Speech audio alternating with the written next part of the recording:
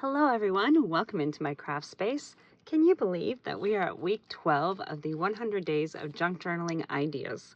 And I am so incredibly excited to be sharing with you on week 12 because it is all about interactive journal elements, and those are absolutely my favorite. So if you haven't already checked out the hashtag, it is hashtag 100 days JJI. Definitely do that because we've had a lot of fun and interesting creatives throughout this whole 100 days of junk journaling ideas. The paper collection for week 12 of the 100 days of junk journaling ideas is the Journal de la Couturière. Yep, Couturière. My French is terrible. I actually studied Spanish, so please excuse me. Just know that it is a very beautiful sewing collection done by RachandBella Crafts, and I have had so much fun playing with it in this sewing themed journal that I have made here. I will do a complete flip through once I'm feeling a little more like it's done and ready to go. But today is all about interactive elements, and let's get into it. For me, interactive elements and interactivity just in and of itself means that things are moving. They don't always have to be moving, but it is something that the journal user can do with it. I always remember my children when they were little, they would say, "But Mom, what does it do?" Like the toy, what does it do? How can I use it? What does it do? So that for me is the fun of creating a journal where you can surprise the user with different ways that things work. So number one, the first interactive element that I like to do is different folds and pullouts, and this was made of file folders and book page. So the file folders allow you to really have a lot of different ways that you can fold things in the book, and you can have different pullouts. So this is one little piece here. It's just folded in like this and it pulls out. And I think that is so much fun. And then it also folds this way. And here we can add a fun little tag or some kind of a message or something in here that will surprise your user. But having little folds, oftentimes when I am binding my books, if my pages are too long, I'll simply just fold the pages over. Then I can decide if I want a pocket, if I want a little fold or a flap like this. And it creates that movement and interactivity. So not only can I open it here, but I can also open it here. If I wanted to, I could have glued this down so that it was a pocket, and then this would just fold open. So folds and pullouts in the book are definitely the first way you can have interactive pieces. And like I said, for me, it includes movement. And I just love trying to figure out different ways to make things work and to be fun for the journal user. So way number two that you can add interactive elements into a journal is by using hinges. Hinges are so awesome because you can add a page into anywhere in your journal, basically just by folding your paper to create a hinge. So you can see here, this is one of the pages in our wonderful couturière collection by RachandBella Crafts. I simply tore along the edges here and then just left myself a little bit of room and folded this just like so. And then we're going to use a little bit of some glue first just to put it in there. You can use a double-sided tape to hold it for right now. I always like to say tape for today and glue for tomorrow. So we'll put some double-sided tape in here.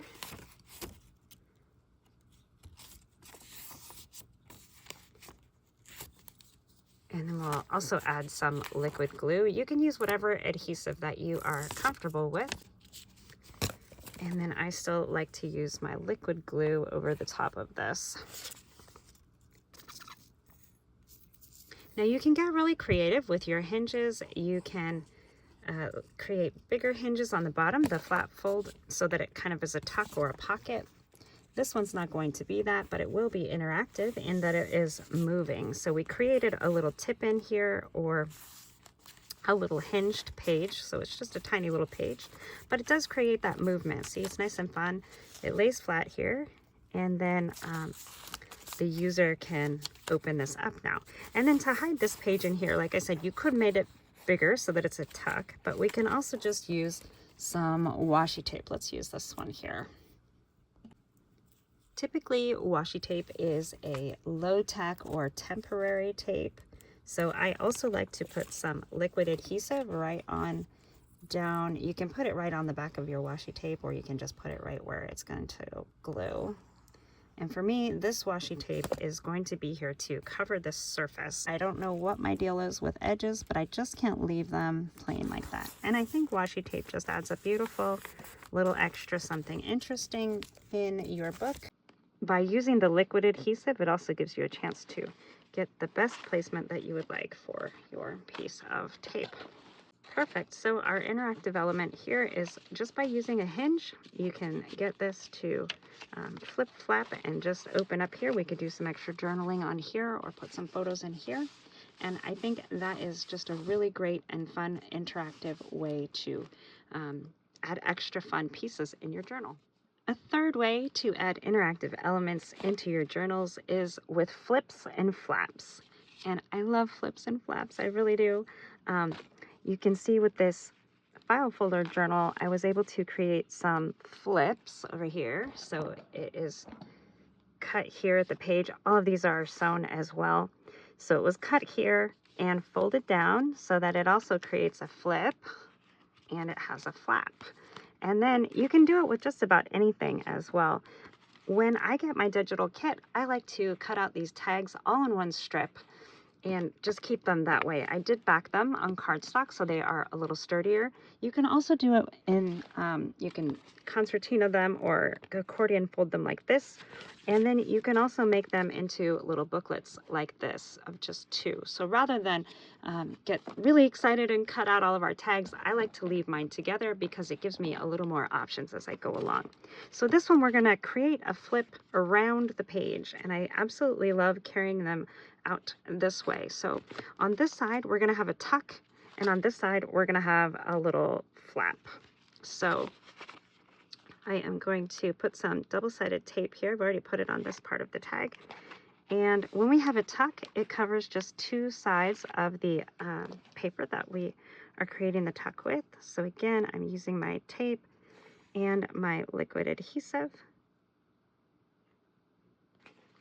And I'm going to position this on the corner of this page so that the fold can go right around the edge of this one here. So this side will be a tuck, and we will be able to tuck something fun in there, like one of these fun tags. And if you missed the making of this, these were done on a Wednesday live for the Artistry Collective here on YouTube. You can click the live area of my channel and you can go back and see how those were made. And then on this side, it will now flip. So this will flip open. You can put a little Velcro dot or something here if you want to keep it closed, even a magnet or a piece of ribbon or a photo turn, or you might just use something like a little paper clip or bulldog clip or something of that nature. Hidden paper clip would be great, and it will just keep it closed. After a while, if you don't put a closure on it, it will usually just stay closed. So that is great too.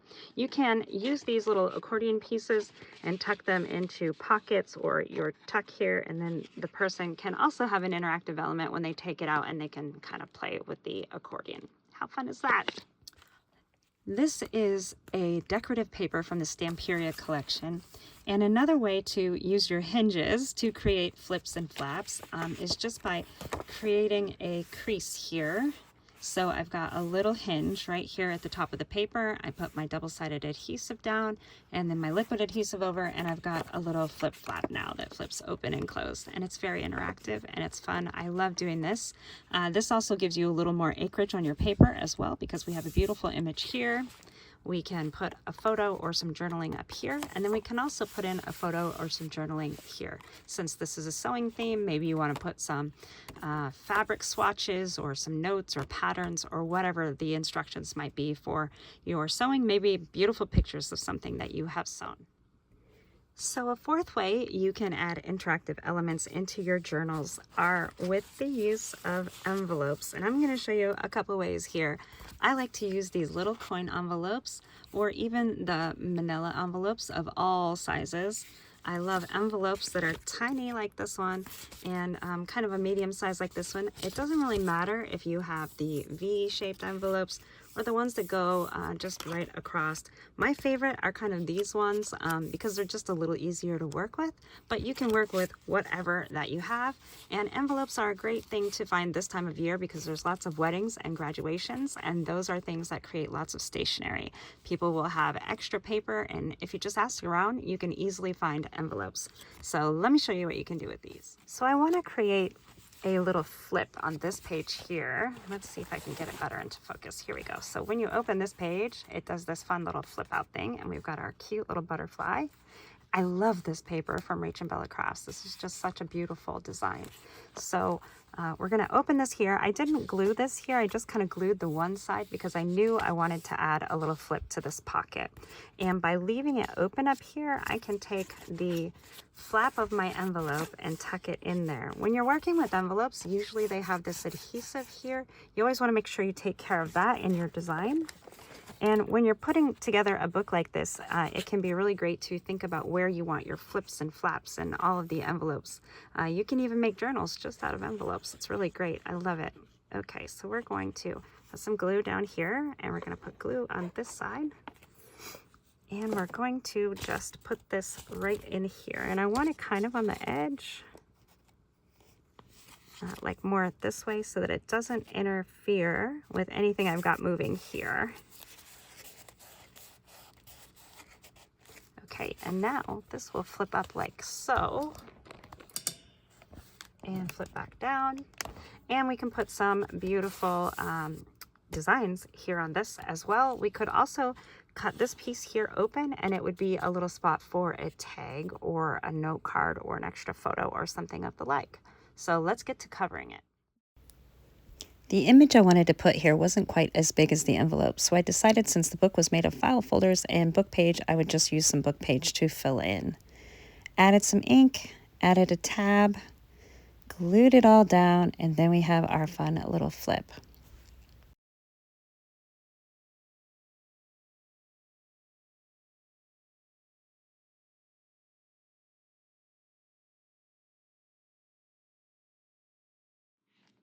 So there we have our cute little envelope flip flap.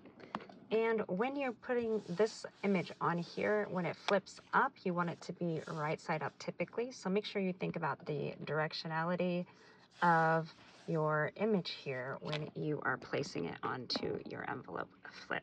Now, envelope flips can go any which way that you like. Let's find another place here in the journal where we can put one. So I still have two more of those images left. Right here we could put one, and we could use these larger envelopes. Whoops. When you find your place in this journal, you want to make sure you mark it pretty good or you're gonna get lost. There we go, right here. And I'm just gonna use some clips to let me know where I'm going here. Okay, so we can use our envelopes here almost like a waterfall. So we can just put this down just like this, and we're going to glue this, and then we will have a pocket here, which is fantastic. And then we can even add another one, or as many as we'd like, in here just by taking these envelopes and simply putting them next to each other. Now you want to pay attention that you aren't getting too close to the center over here, because this will move down as you go along, but I think I'm gonna try and get it right as close as I can to this other one so that they'll both just lay in here. If it gets to be too long, you can always cut the edge and make your envelope either a pocket here or just shorten it, and you can re-glue it. So everything can be cut. That is not a problem. So let me get these inked, and then we'll get them glued in. Now that these envelopes are all inked, I did do my little bit of stamping around the edge on all sides here. I'm going to glue in this piece of the envelope. Now you can choose to just completely glue this shut, but I would still like it to be a pocket. So what I'm going to do is, some people take this apart and make a fun template, and you can definitely do that. I am just going to let this be kind of a decorative pocket. It's going to kind of cover it. But we don't want to glue it completely closed, so I'm just going to go around the curve there. And then this is going to go right over there. So I'm going to do along the sides and the bottom. And then that top piece will glue right around there. with the glue I've already applied. And you can see it'll still be a pocket. And I love a ripped edge, especially when there's a scripty font near it. Okay, so we'll press that down. Just make sure that you didn't glue this closed if you still want it to be a pocket. Okay, so now let's get these glued down. I'm gonna glue the first one where I want to make sure it goes here to the edge. So I'm gonna put glue all along the back of this envelope piece here.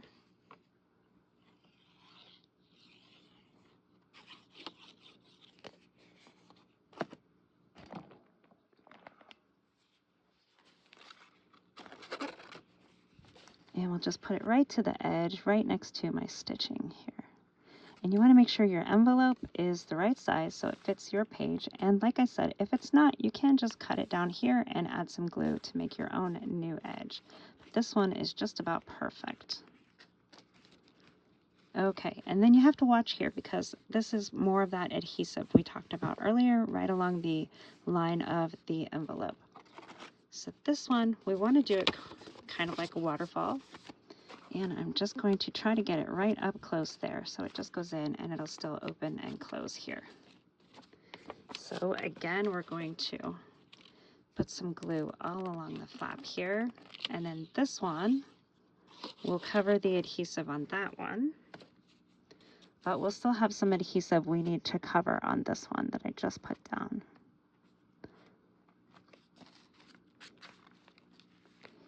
Okay, and they're lined up great.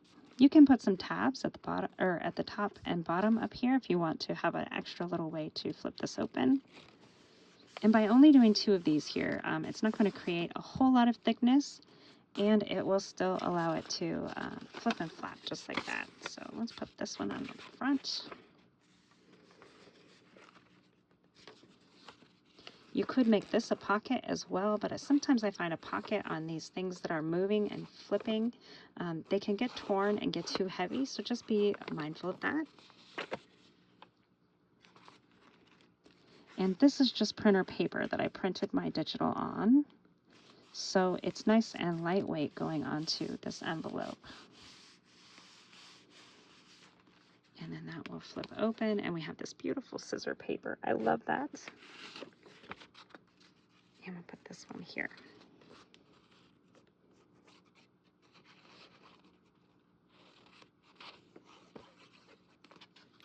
And this will be great because I'll have a few extra pockets to put some of the extra ephemera in that I already have cut and ready to go, but maybe didn't use in the journal.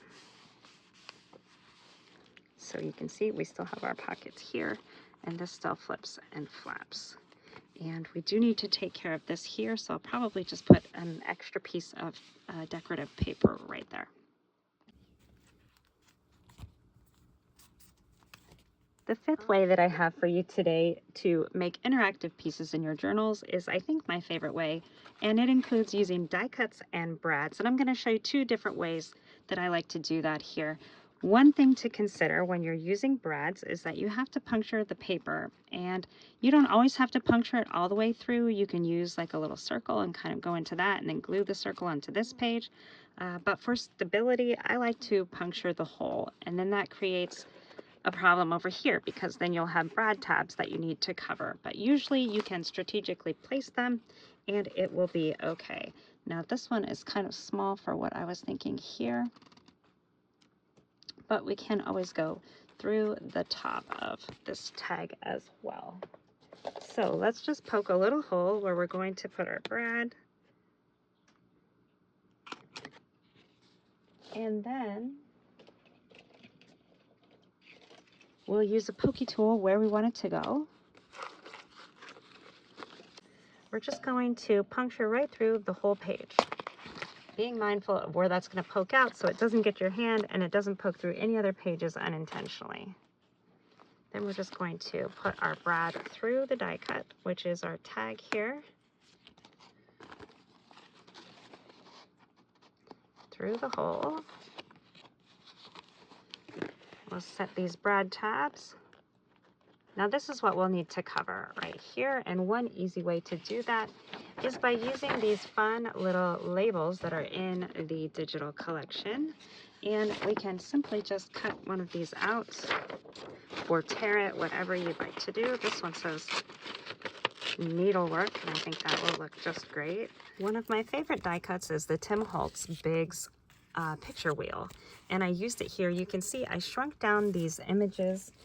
They were quite a bit bigger, you can see, but that's the fun of playing with digitals. They were this size, and I shrunk them down to this tiny little size like this, so they would fit into my window here in this picture viewer. So I went through and glued all of those in, and I did it on 2. I'll show you why in just a second.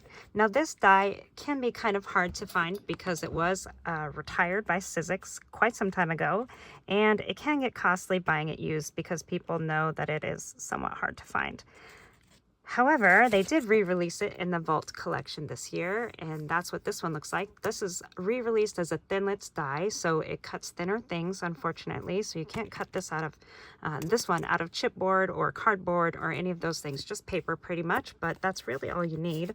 And it is just a little bit smaller, you can see. They did make some other fun improvements, and if you want to see more on that, go to Tim Holtz YouTube or Sizzix.com to find out more information. A couple things you need to decide when getting ready to place this. So in this case, if we just wanted to put it here, we could put our brad here, and then it would spin like this. Now your brad will go through to the other side here, but that's okay because I want to put this little envelope up here anyways, and that will hide our brad tabs behind there. Another way to do this is to put it a little closer to the edge, and then you can spin it from the side of the page like this. Now, if you do this, I always like to suggest that people look at things from all sides. This is kind of an eyesore in my eyes when you're flipping this around. So a way you can avoid that is to make 2 of them and then glue them together. Mine aren't going to line up absolutely perfectly because if you want them to, you should turn one inside out or to the back side. So having it line up like this is going to be the way it's going to go rather than like this. I hope that makes sense. But I just kind of line them up as best I can here. And make sure that the hole in the center is all lined up. And you can put something pretty here. I've decided I'm going to put this little sewing machine here that I have fussy cut out. And we're just going to glue it right in, and we're going to cover the hole, and that's okay. On the other side, we will punch it right back through, and hopefully I can line it up in such a way that the brad will be going right through there. We'll see if it will fit. If it does, that would be perfect.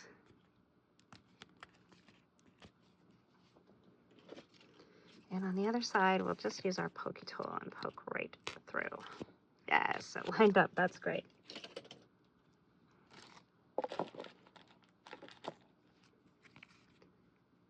So now we'll put our brad through here, which is going to look just like this. And we need to figure out where it's going to puncture through our page over here. So I do want it to hang over. That's the whole point of doing the 2-sided picture wheel. So let's just make a little mark with the brad, and we should just be able to puncture right through. Watch your fingers, other pages, all the other things. And then we'll take this. Oops, let's straighten those brad tabs back out. And we'll put it right through here. Then we'll close these brad tabs. And make sure that you don't have such a tight fit that it can't still spin. So that's what that's going to look like here. And then you'll be able to see that on the back side, it still looks kind of fun as you've got little images going along here. And then to cover this guy here, we'll just go ahead and put in another envelope to hold some fun ephemera, labels, and that kind of thing, extra little tags or notes. anything that you would like to put in there. We'll just move that right up there, and it will hide any evidence of that brad there.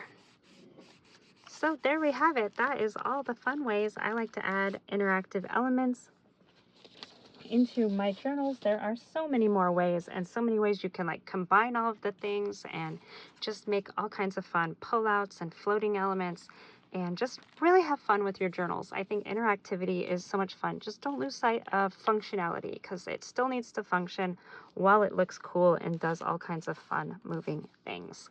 So I hope you are enjoying this collaboration, and you will check out this beautiful paper collection by RachandBella Crafts and all of the freebies that go along with it. And also enjoy all of the other creators in week 12 here, this interactive journal elements. Follow the hashtag 100daysJJI. And a huge thank you to Rachel and all of the other collaborators taking part in this fun collaboration. Enjoy, and don't forget to hit that like and subscribe. Thanks everyone for watching.